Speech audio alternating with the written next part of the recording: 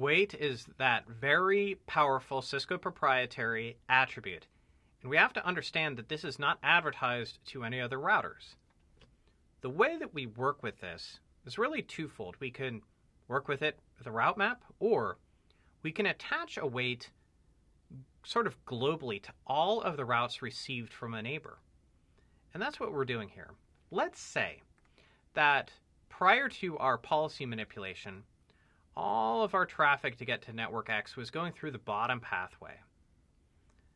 It's going through the bottom pathway, and we're getting inferior performance from that.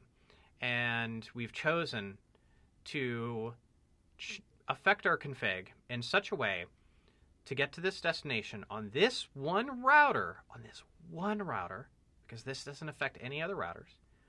We want the traffic to go through the top pathway. And so here's how to do that.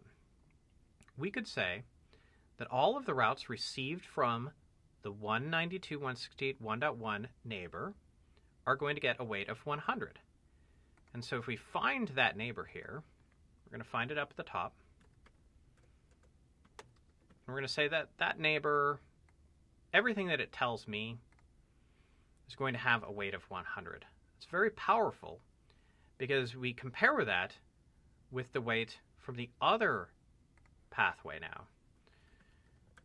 We're at the default for the bottom pathway. What is the default weight? It is 0.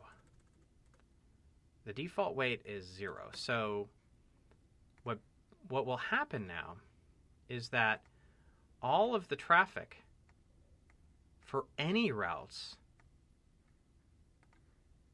advertised by ISP1 into Gateway 2, all the traffic is going to go through the top pathway. So this is very powerful. But in order to be successful here, you have to remember that the default weight is 0, and a higher value is what will be preferred.